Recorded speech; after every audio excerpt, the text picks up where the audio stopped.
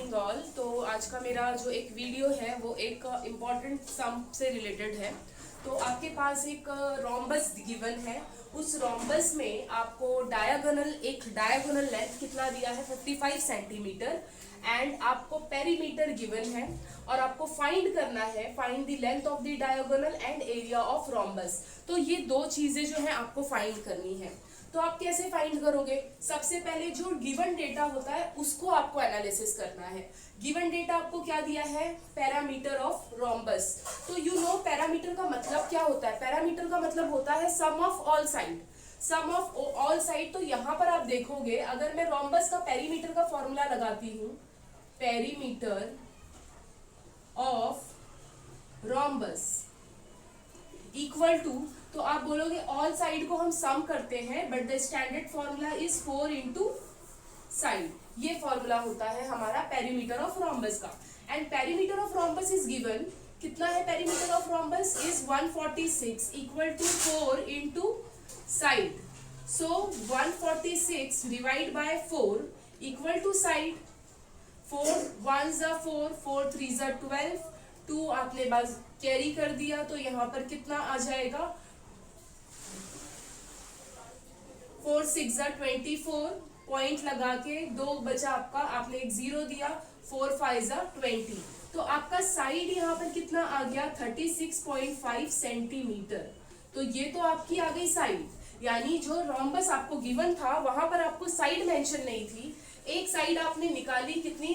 36.5 centimetre. By the property of rhombus all sides are equal, तो सारे sides कितने हो जाएंगे आपके? 36.5। ओके, तो मैंने इस तरीके से मेंशन कर दिया है। अब आप आ जाओगे डायगोनल पे। दूसरा डेटा आपको गिवन है लेंथ ऑफ द डायगोनल। अब आपको ये पता होना चाहिए कि diagonals are bisect each other. जो डायगोनल्स होते हैं वो एक दूसरे को बाइसेक्ट करते हैं। इट मींस दैट अगर ये डायगोनल आपका 55 सेंटीमीटर है तो बाइसेक्ट करने पर ये जो होंगे एक दूसरे को हाफ में क्या करेंगे? कट करते हैं। मतलब अगर मैं आपको ये बोलूं कि यहाँ पर आपका क्या है? AC, AC is a diagonal. कितना दिया है AC आपको? 55 सेंटीमीटर। ओके, तो अभी आप क्या कर सकते हो? अगर मैं आपको ये बोलूं कि OC फाइंड करो, OC लेंथ OC फाइंड करना है, तो सिंपल सी बात है, OC निकालने के लिए आप क्या करोगे? Half of AC। सिंपल सा फॉर्मूला है, AC आपको गिवन है, आपको OC निकालना है, तो आप क्या करोगे? हाफ करोगे। बड़ा वाला जो आपका डायगोनल उसको हाफ करोगे तो आपका क्या आ जाएगा? AC आ जाएगा। और AC यहाँ पर आपको कितना दिया है? 55। तो 2 1 जा 2 2 जा 4, 1 कैरी, 2 7 जा 14, 1 अगेन कैरी, पॉइंट लगाकर 0 आपने बढ़ा दिया तो क्या हो जाएगा? 2 5 जा 10। तो आंसर क्या हो जाएगा? 27.5 सेंटीमीटर। तो यहाँ पर हमने दो वैल्यूज निकाले, एक मैंने साइड निकाली है डायगोनल्स की और एक क्या निकाला है? 27.5 सेंटीमीटर। तो ये हमारा आ गया OC। तो देख सकते हैं ये आपका OC आ चुका है और हमारी साइड आ गई है। ये दो डेटा हमको मिल चुके हैं।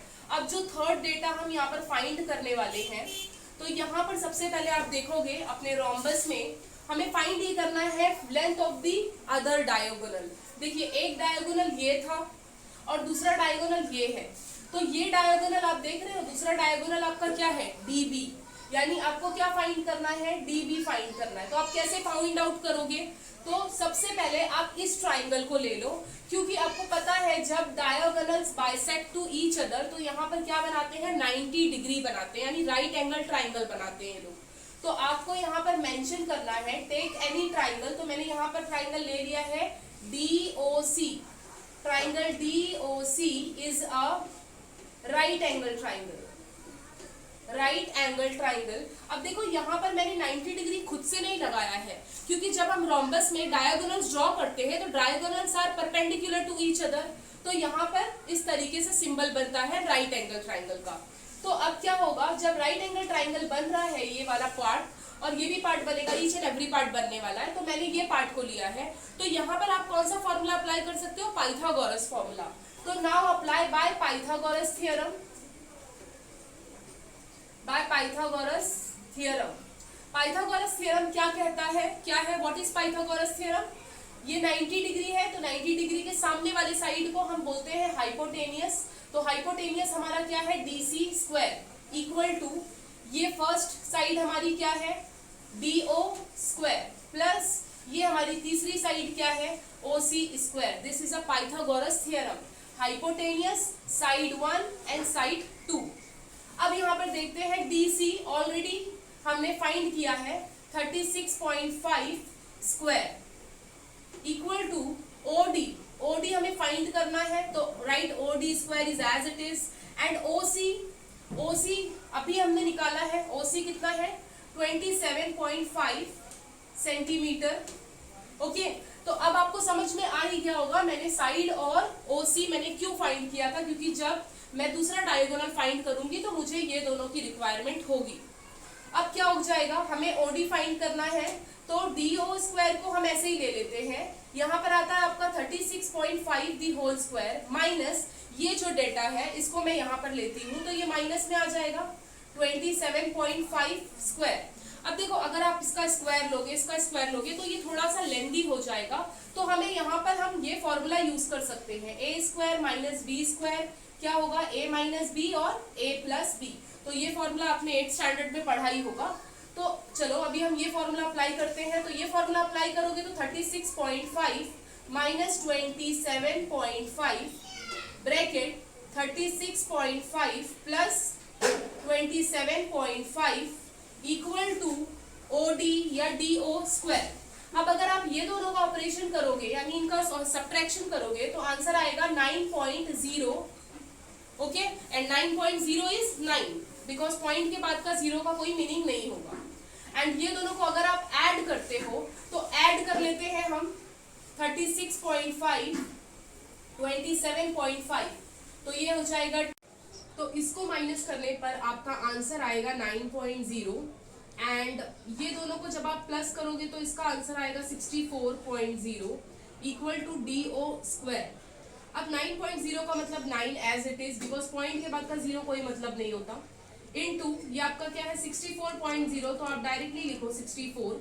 अब यहाँ पर ओ डी है, ये स्क्वायर यहाँ पर आके क्या बनाता है, रूट बनाता है। ओके, तो अभी आपको क्या करना है, देखिए यहाँ पर O D equal to under root 9 into 64। आप जानते हैं कि रूट 9 क्या होता है, 3 होता है, और 64 रूट क्या होता है, 8। तो अब आपकी फाइनल वैल्यू यानी ओडी आपका कितना आ गया 24 सेंटीमीटर। ओके, बट हमें फाइंड क्या करना था, डीबी फाइंड करना है बिकॉज डीबी जो है आपका सेकेंड वन दूसरा डायगोनल्स है। तो अब आप डायगोनल्स कैसे फाइंड करोगे, अगर आपका ओडी 24 है तो डीबी कितना होगा, उसका डबल होगा। तो डीबी के लिए आप फॉर्मूला लगा सकते हो 2 into OD, 2 into OD is 24 centimetre. Okay, and दोनों को मल्टीप्लाई करोगे तो आंसर आ जाएगा 48 सेंटीमीटर। तो ये आपका डायगोनल 2, इसको मैंने D2 से डिफाइन कर दिया है। नाउ फर्स्ट क्वेश्चन, फर्स्ट जो आपको फाइंड करना था लेंथ ऑफ डायगोनल, वो आपका आ गया 48 सेंटीमीटर।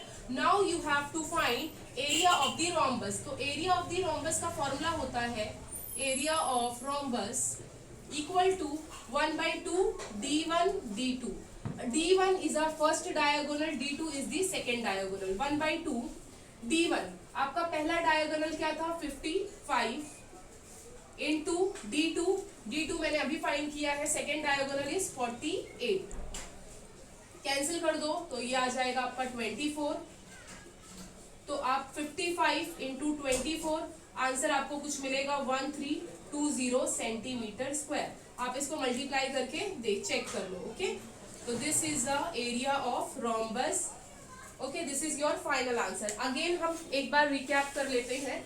सबसे पहले आपको क्वेश्चन का जो डेटा है वो कलेक्ट करना है, फाइंड क्या करना था, diagonal and area of rhombus, और गिवन डेटा ये थे। तो पेरीमीटर से आपको साइड मिल जाएगा एंड डायगोनल की हेल्प से आपको छोटा जो एक बाइसेक्ट साइड होता है वो मिलेगा। उस पर आप पाइथागोरस का फॉर्मूला लगाओगे। पाइथागोरस फॉर्मूला लगाने के बाद आपको जो है वैल्यू मिलती है एक साइड की, तो उसको आप डबल करोगे तो आपका डायगोनल आ जाएगा। डायगोनल के बाद दोनों डायगोनल मिल गए तो एरिया ऑफ रोम्बस लगा के आप फाइनल वैल्यू फाइंड कर सकते हैं।